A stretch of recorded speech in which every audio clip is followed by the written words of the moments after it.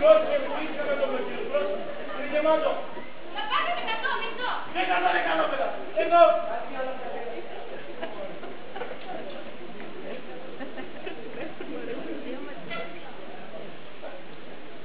Ναι, 100 εκεί.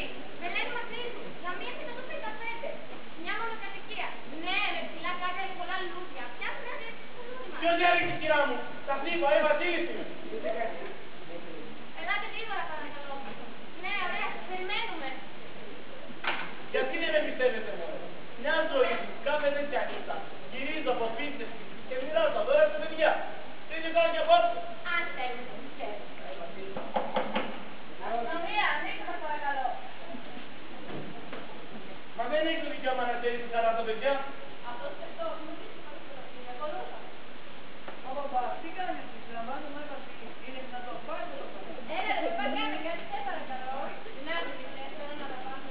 Καλή, καλή πρώτη χρονιά.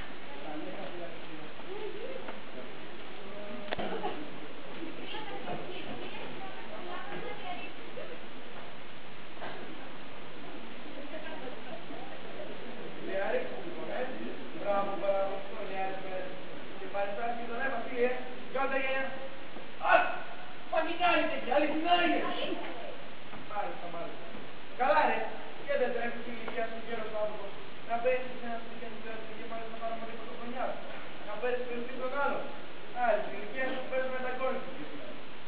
Μα εγώ δεν πήγα για να πάρω, αλλά να δώσω. Να δώσετε, το είπα στους περισσότερους θα βρούμε. Δεν και γελάσουμε να κομείτε εγώ.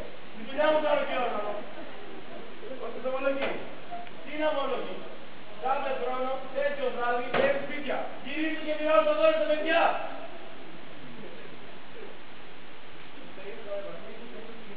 Όχι, έρχομαι από το παράδειγμα των παιδιών. Αυτό και δίνω ελπίδα και χαρά. Και πώς περέχεις εδώ, ήρθα με το τίτλο μου.